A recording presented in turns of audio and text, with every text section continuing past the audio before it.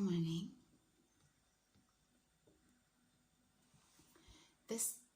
Not this time tomorrow. By 6 a.m., 5:30 tomorrow. By 5:30 tomorrow, I was supposed to be at the airport, at Heathrow Airport, filming a video for you saying, guys, we are going to Vienna. I've been keeping it under wraps for ages because I wanted to surprise you and because I feel like when I talk about things, it just doesn't happen. And it's become an obsession checking tickets. I've got a little bit of a gambling streak, I think, inside me. That's why I never ever gamble. There's a flight portal that I check, and the prices, it's just so random how the prices just go up and down, up and down. It's so exciting trying to find a ticket at the right price. Now, a month ago, I knew about this ride about a month ago because I'd found out somehow, okay? Tomorrow is April the 20th, 420, which makes me giggle. So I'd known about this ride for about a month. And at that time, I could have got a ticket at the most incredible price. I should have got it then because now it's gone up twice. It's gone up double the price. And I'm slightly reluctant now. Why? Because the word on the street is that it's going to be a faster ride. Let's backtrack a little bit. Last Sunday, I watched the ride in Oxford. Oxford is so pretty. Why did I not realise how pretty Oxford is?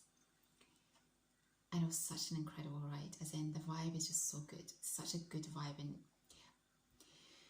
London has a completely different energy. There's a slight darkness to the energy, and I don't like to put that out there because it's my city and I love it. But I do notice the difference between London and other cities. It was one of the slowest rides I've ever seen. I sat just chuckling to myself the whole time. I could have walked that ride, you guys. I could have walked that ride. So, you know, that man who told me to go, he was on the money. He was the oracle. He knew what was happening.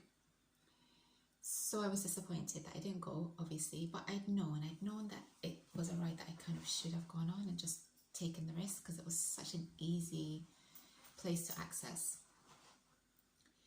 But I wasn't, if you were a little bit surprised by why I wasn't so bothered, or I was, but not to an extent that you would perhaps expect, it's because I knew that the Vienna ride was coming up. So I was like, it's fine, if I don't go to the Oxford one, Vienna's still coming up. My knee has been troubling me, and I was hoping it would be a slow ride because apparently the Vienna ride has been requested. This is all about drum and bass. The Vienna ride has been requested for ages. So I thought, okay, there's going to be lots of people, maybe lots of people on foot. And yeah, apparently it's going to be a faster ride than London. So I really can't go. So I can't really explain to you why I'm still checking ticket prices. And then incredibly, it's stayed the same. It hasn't changed with less than 24 hours to go before the flight that I should be catching. Amazing. So I actually can't believe it. Like last year, there were hardly any rides.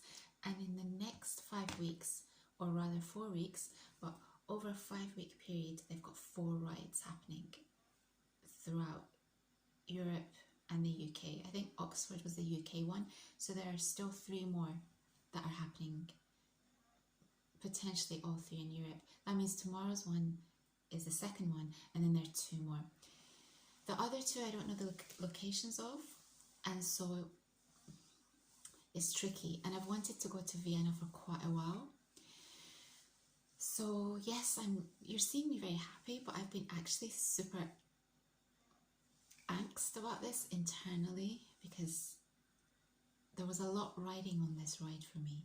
it would have been, I didn't travel last year, as you know, so I've been just,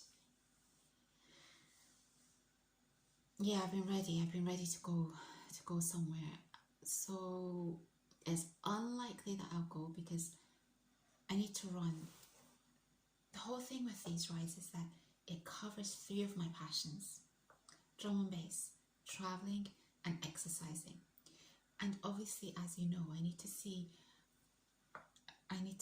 what the beauty of the men in Europe is like, just to have an idea, you guys, just to have an idea.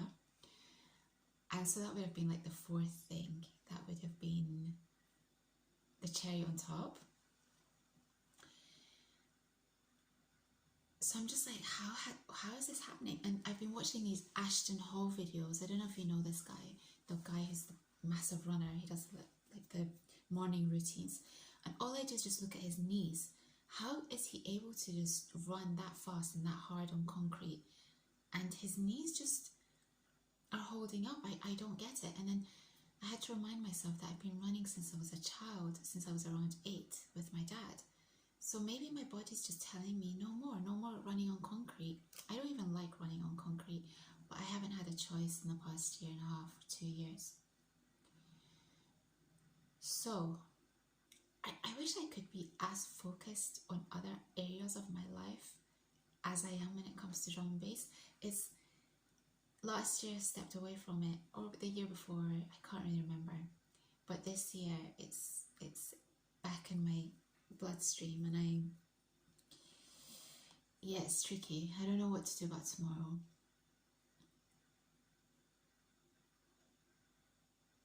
I don't want to ride a bike. This has got to be done. There's no other way other than running or walking it. So yeah, I think it's gonna have to be missed. But that's the whole drum and bass thing. I do have a track to play for you. It's so majestic. Maybe later. There's a lot to talk about. This week, let me go into my notes, okay? I wrote some notes. The sunken, I don't think this is the correct term for this. The loss aversion sunk cost fallacy. I don't know that this is the right term, but I would prefer to lose money. I would prefer to lose a little bit of money than spend double the price on a ticket. For example, if I'd got that ticket a month back at half the price that it is currently today, I would have preferred to lose that than be paying double what I would be paying today. I'm sure there's some kind of fallacy related to this, behavioral psychology. I think most people are not like that, if I'm not wrong.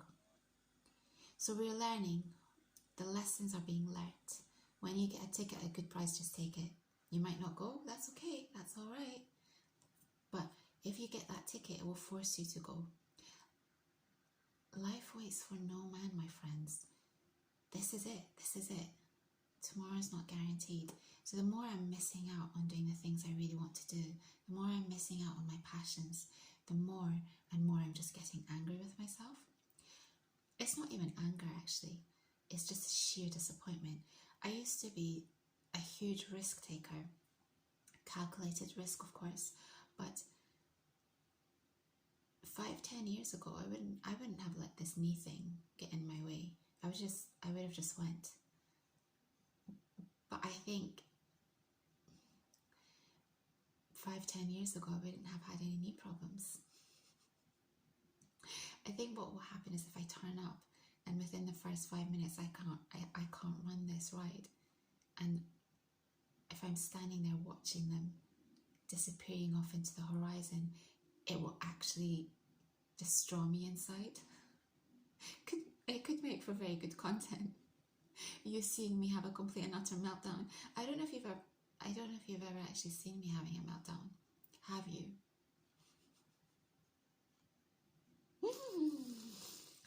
I think it will destroy me. It really will. So And being sensible has become such a boring characteristic of mine recently.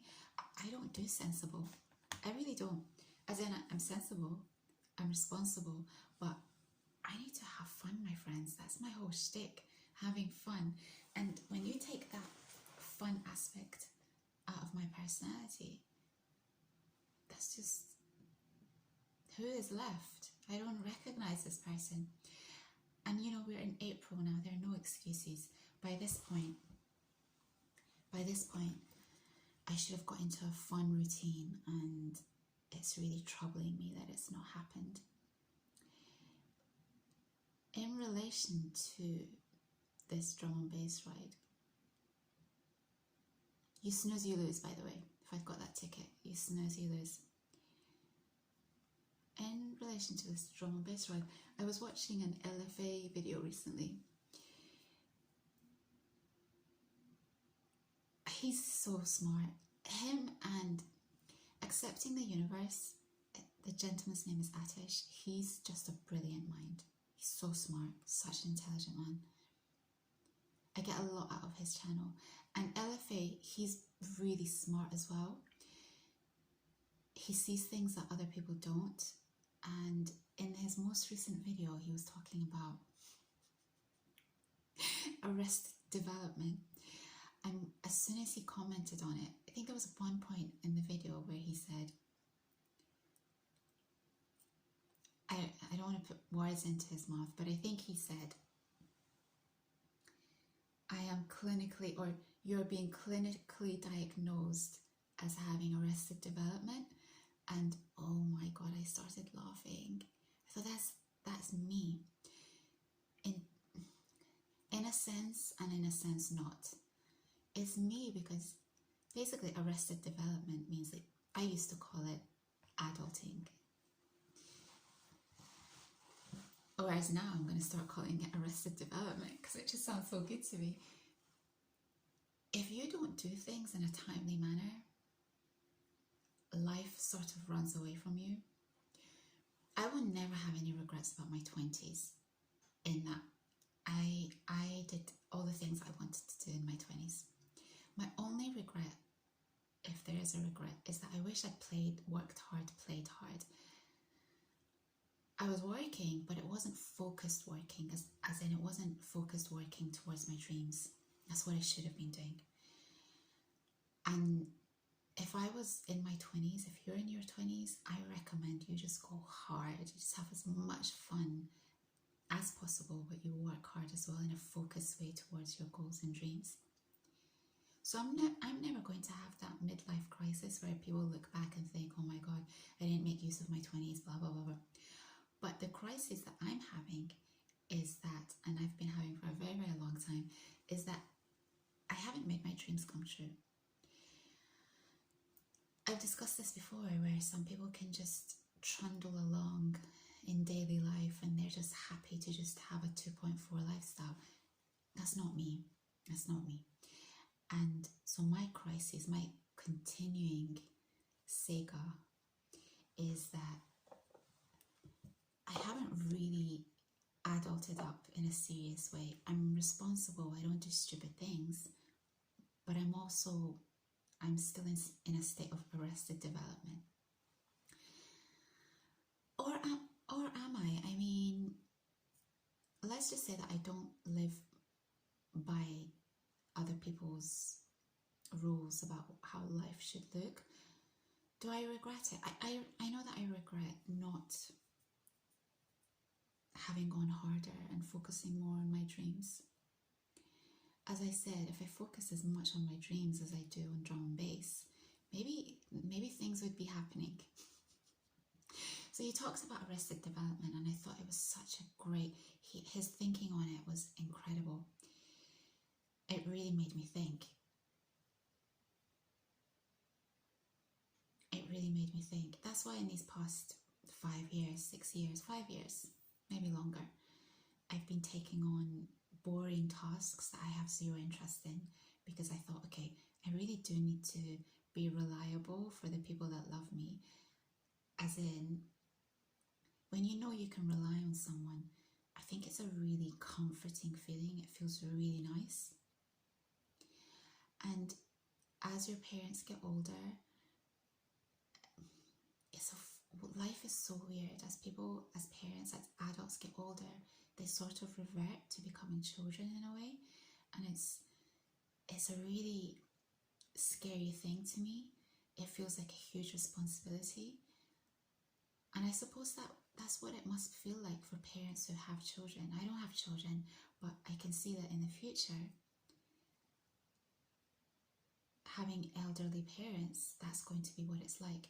That's why there's this window period where you can really, really make your dreams come true. And that window period, my friends, is in your 20s and in your 30s. And if you don't grab life by the lapels,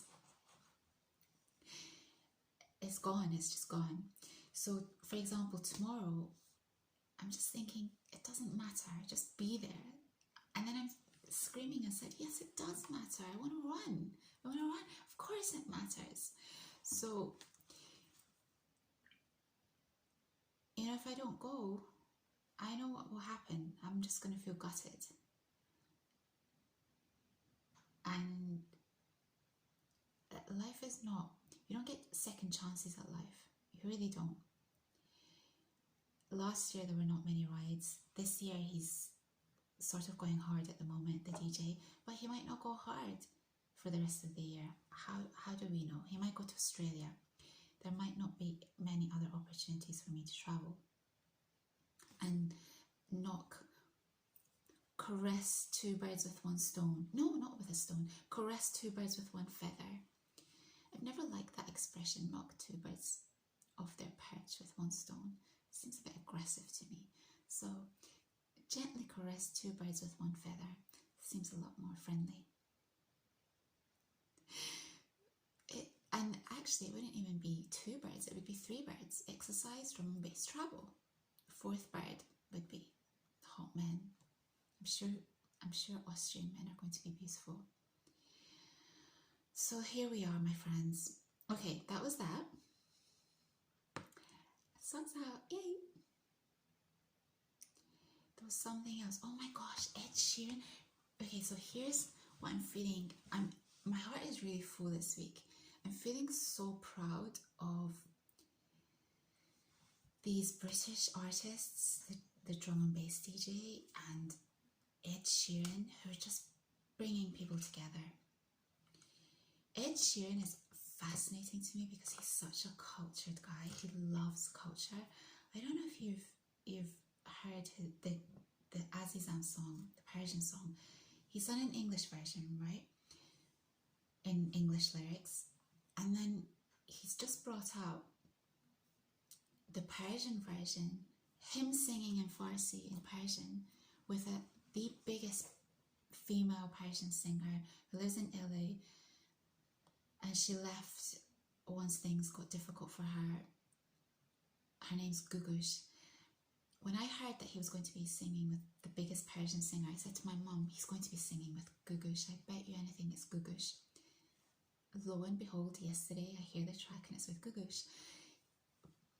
It's not just that I would never in my lifetime have thought a British singer would collaborate in such a way as he has done with the Persian community. It's just the most incredulous thing to me. I think everyone in the Persian and Iranian community, I use these words to mean the same thing. I think we're all just sort of flabbergasted, and there's a feeling of real pride as well. We love it when people accept and understand our culture. So I've been feeling really happy and positive, and he sings in such a beautiful way in Farsi. Obviously he's got a different tone to his voice, so it sounds really fresh hearing someone who's not Persian singing Persian lyrics. It's just so beautiful. And obviously Gugush she's a legend.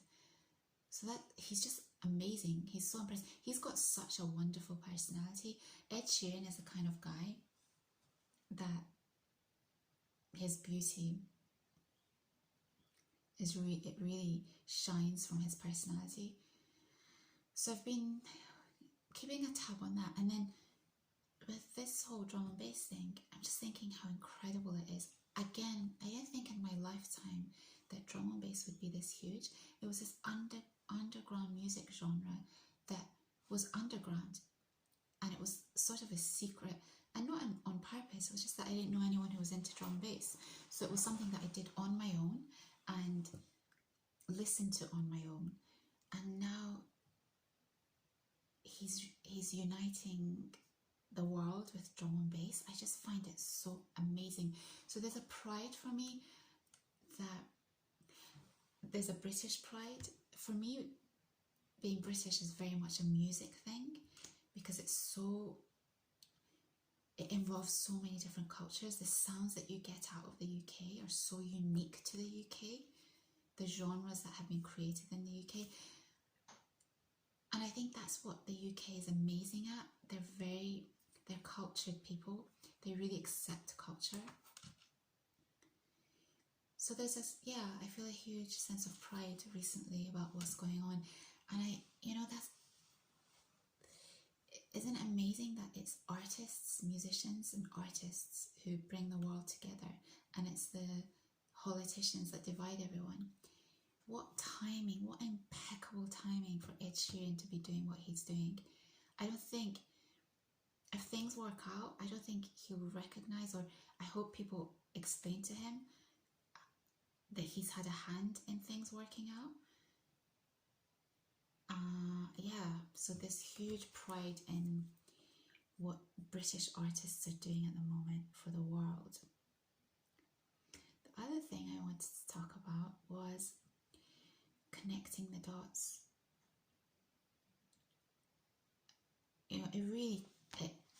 It burns inside me when I can't, my insides burn when I'm not able to connect the dots.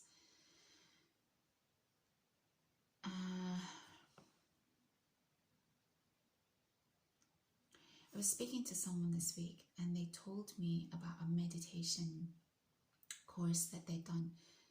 Gen Z guy, lovely guy, he was telling me about Gen Z. He was telling me about a meditation course that he'd done. And I asked him the name, and he told me the name of it. And I said to him, I did that as well in my 20s, late 20s. And we had this moment where we bonded over the fact that he'd done this meditation course. We'd done it in 2 different countries. I'd done it in the UK, he'd done it in another country. And so we were discussing that, and I was saying how difficult I'd found it, him also, but that at the end of it, I came out just completely different. I didn't continue with the meditation, that type of meditation. I don't do meditation at all. It's something I'd like to do. But I remembered, and I told him this, I said to him, when I did it, I was not in a positive state of mind. And I was struggling. This means talking about Japan. My history with Japan is quite long. So there was a period when I'd come back from Japan, and I'd struggled being back, and I was going through that kind of stuff. And so a friend of mine, funnily enough, the friend who I no longer speak to, who I bumped into in central London a couple of years back, I've mentioned him to you. I've known him since I was a teenager. Long friendship, but I felt like he'd let me down, and it's not something that I've held on to, but I just don't think it's possible to be friends. A huge loss, but it is what it is. He was the one who told me to go on this meditation course, and I went. And it was almost like initially it was almost like being in I don't want to say, I felt like you could not leave. So I remember at night thinking, how am I going to, if I'm in serious trouble, I really need to get out of here. How will I escape? It was like that. You weren't allowed to speak to anyone. I remember when I arrived, they put me in a room or in a hut or whatever it was with another girl, and she snored. So I had to break the no silence rule and talk to one of the leaders and say, is it possible to move me to another room because I can't sleep? And it was hard enough doing this whole meditation thing, except I'm an early riser, so waking up for those early mornings, and I think it was at like 4 a.m. starts, it was a breeze for me. It was having to sit in a certain position, which I really struggled with. But so they moved me to another room, and it just got easier and easier. And the most crazy part about this meditation course, it was like 10 days, is that the food that they were cooking and serving was so delicious. It was the yummiest thing. But for some reason, I completely lost my appetite and I had no desire to eat at all. So I ate nothing, and I lost so much weight in that 10 days.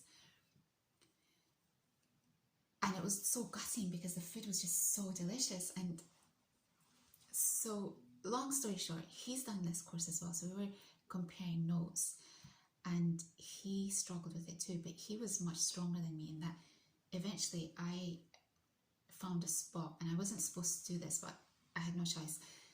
And I leaned against this wall so that I'd be able to focus on the meditation, and I wouldn't have to focus on having to have correct posture. He did it in the middle of the room with proper posture and the meditation as well. So I was really impressed by this guy. But that got me completely, I left that meditation after 10 days, and it was clean, like I was clean. There was nothing, I wasn't holding anything. I was holding nothing inside me. And I was talking to him, and I left him, and there was a moment where my heart just sunk, because the past 5 years, as you know, it's been a really difficult time for me. This is the first year where I'm starting to feel like I'm coming back into who I am. And I thought, if I'd connected the dots and remembered that that's how that meditation retreat, the positive impact it had on me, I would have done it 5 years ago when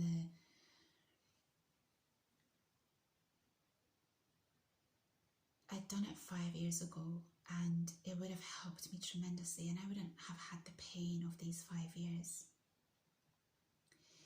And so it was like I'm not connecting the dots. I'm not connecting the dots, and I'm losing time. I'm losing precious time. Last week when I met those two individuals, and the guy, the older one, said to me, "Yeah, just go." I'd been looking for a sign all week as to whether to go or not, and he randomly starts talking about his knees. I didn't even bring up my knees. It was him that brought up his knees. We've got to connect the dots. We've got to connect the dots. Similarly, tomorrow, on Thursday, I said to myself, if I do this one thing on Friday, I'll go on Sunday. It was something that was kind of fiddly, and I said, if it gets done by Friday, I'll go on Sunday. Amazingly, it got done. But I was still anxious about my knee, and I'd found out that the ride's probably going to be faster than London. So I hesitated. I didn't book my ticket. And then yesterday, Friday, I said to myself, okay, if the ticket price is the same today, I'll book the ticket. I still haven't booked the ticket, because I'm thinking, well, what's the point? What's the point, girl 150? You're going to book the ticket. You're going to turn up there. You're not going to be able to do the run. You're not going to get a bike. And you're going to be left in the dust. And then you're just going to be loitering the whole day in Vienna until your flight in the evening, feeling completely and utterly despondent. So surely it's better for you to wait for the next rides. But the next rides are in the next 2 or 3 weeks. I don't think my knee's going to recover in that time. So I should just go to Vienna. I know I'm going to be watching this tomorrow. I'm telling you what I'm doing wrong. You mustn't do what I'm doing. And this is not what I would be doing 5-10 years ago. I would have just gone. No thought to. Too much thinking messes with living. This is something else that Elefe was talking about. He was talking about that I think men are so focused on self-development that they're not really actually living. And I do agree with this. So although I encourage whoever's watching to develop themselves, I wouldn't do it at the expense of living. when I was in my 20s, I wasn't thinking about, oh, I have to develop myself to this point and then I'm going to do this, this, and this. I was just doing stuff. And in the process of doing stuff, I was developing. So that's a fantastic video. I highly recommend it. The most recent one that he has uploaded, because he's just dropping jewels in that video. It really surprises me that most people don't listen to him. He's now the only person I'm listening to. As much as I like, as I've mentioned, John Griffin, it just doesn't apply to me, and I don't need that stuff in my head. But he's right about a lot of the things that he says.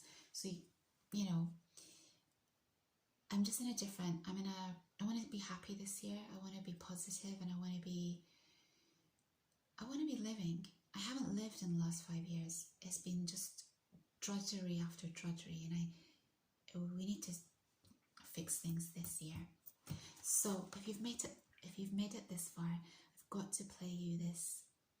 I've got to play this for you. On this Oxford ride, should I play you the whole thing? I'll play you some of it, okay? The thing with these sets, these DJ sets, is that I'm playing you particular tracks, but actually,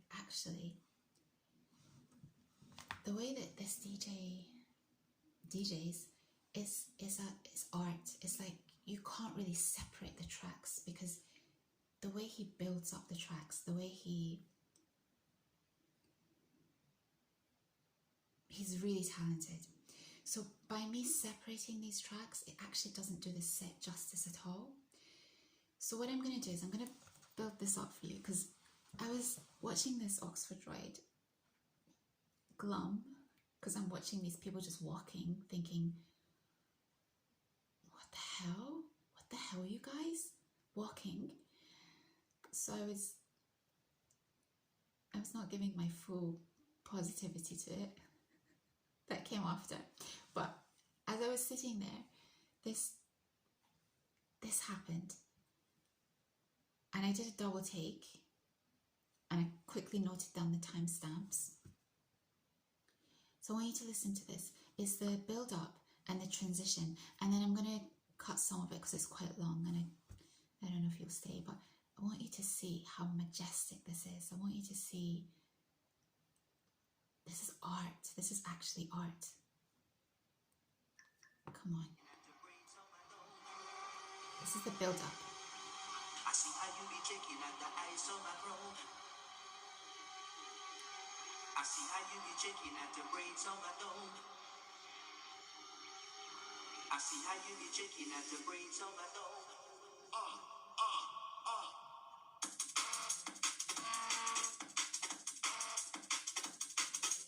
Wait.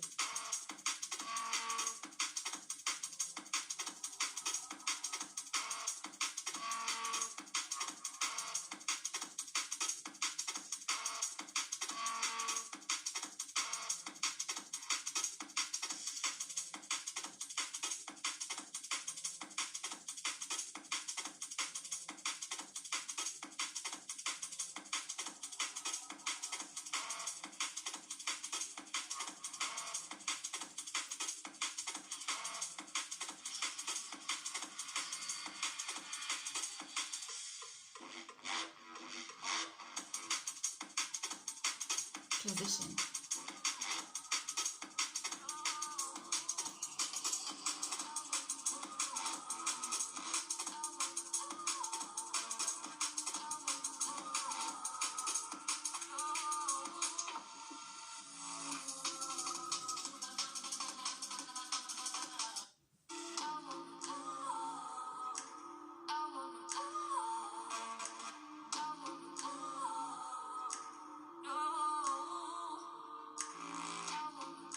There's something to emphasize that sound.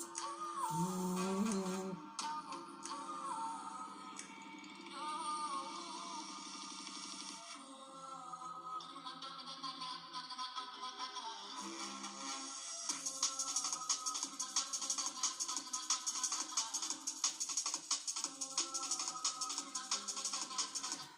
It's beautiful. It's beautiful. Do you want to hear Ed Sheeran singing in Farsi? Ed Ed Sheeran singing in Farsi. Insane. Insania in the mania.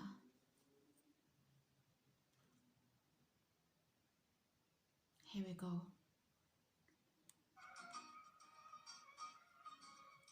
It's commercial, it's a commercial track.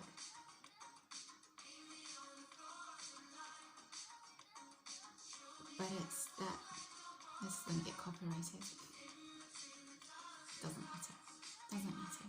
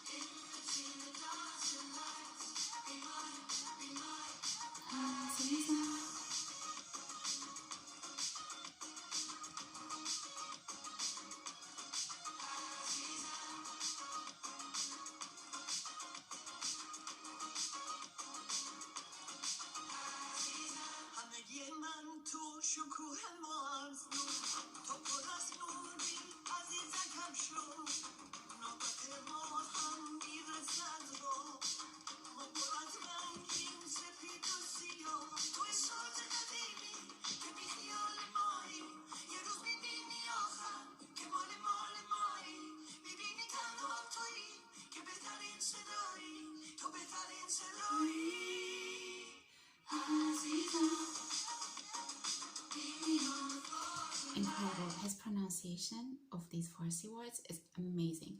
And there's a sound in Persian, it's a kh sound. I think Arabs have this guttural sound, like the Liverpudlians. This is why I always say to you, the Liverpudlians fascinate me, because they've got this kh sound, and it doesn't make sense to me, because there's no other area of the UK that has this kh sound, but the Liverpudlians do that sound. I'm trying to think what words they use. Can I have chanaf koch and some chicken? Guys, I'm not good at accents, okay? We just need to deal with this. Just want a can of koch and some chicken. So they've got this guttural sound that they can do. Ed Sheeran is not from Liverpool, okay? But incredibly, he can do that sound. The other funny thing about Ed Sheeran is that there's a Farsi word which is Sheeran. Sheeran means sweet. And his name's Sheeran. So everyone's now started saying, oh, Ed Sheeran. So they've changed his second name. Oh, he's an honorary Persian now. This is what happens. This is what happens. It's such a warm culture, and they will just, he will always have invitations to parties and whatever and wherever he wants to go to. What an incredible guy. This has been a good week, I think. And it's this type of stuff that makes me want to stay. Isn't it weird? It's, you know, you guys have heard me talking about being tired of London, but I think, and just generally being here, I think it's because I'm not traveling, but actually it's this stuff, this kind of thing that makes me feel, I don't know, makes me feel proud of how these young people, they're just so different. I'm telling you guys, they're so switched on, so different.